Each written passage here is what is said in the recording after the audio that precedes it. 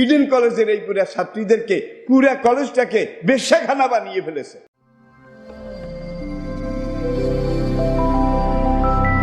A to Z Bangla, follow the rules of Islam.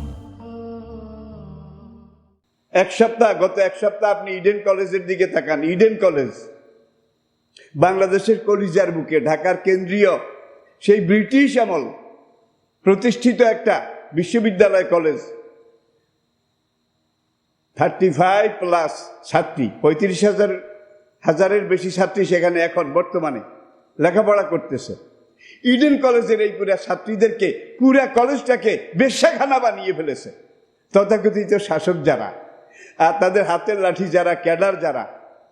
এই মেয়েদেরকে, সুন্দরী সুন্দরী মেয়েগুলাকে জোর করে, বাধ্য করে মন্ত্রীদের বিছানায় পাঠিয়ে দিয়েছে, নেতাদের বিছানায় পাঠিয়ে দিয়েছে, হ্যাঁ, তাদের বড় বড় যারা আমলা কামলা তাদের বিছানায় পাঠিয়ে দিয়েছে। এইভাবে তো সব কিছুর একটা শেষ আছে। যেই মেয়েদেরকে এইভাবে এতদিন জুলুম করেছিল, এইবার সেই মেয়েরা ফিরে দাঁড়িয়েছে। ফিরে দাঁড়াবার পরে থলের সব বিড়াল বের হয়ে গেছে, আলহামদুলিল্লাহ। ঠিক এইভাবে মোজাদ্দেদে আল-হোসানি ফিরে দাঁড়াবার পরে আকবর জাহাঙ্গীরের সব থলের বিড়াল বের হয়ে গিয়েছিল, আবার ইসলামের জায়গায় চলে এসেছে। ইডেন কলেজের সব মেয়ে তো আর অপরাধী না, 35,000 মেয়ে তারা অপরাধী নয়।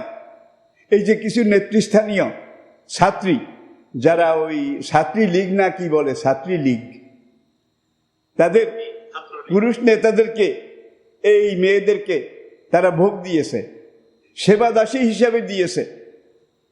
এর জন্য আজকে পুরা ইডেন কলেজে যাদের মেয়ে পড়ে তারা সবাই পাগল হয়ে গেছে। কি হবে এই মেয়েরা, আমরা কিভাবে এই মেয়েকে বিবাহ দেব, কিভাবে পাত্রস্থ করব?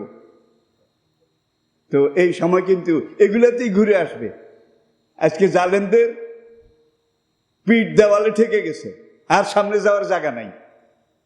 হয় ঠিক হয়ে আসতে হবে, না হয় মেসাকার হওয়া লাগবে।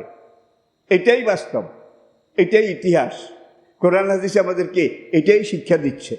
সেই শিক্ষা নিয়ে আমরা যেন কোরআন এবং হাদিস এই দুইটাকে জীবনের একমাত্র লক্ষ্যবস্তু হিসেবে, শিক্ষণীয়, পালনীয়, গ্রহণীয় হিসাবে কোরআন এবং হাদিসকে জীবনের সংবিধান হিসাবে গ্রহণ করতে পারি। আল্লাহ পাক সেই তৌফিক, সেই যোগ্যতা আমাদেরকে দান করুন।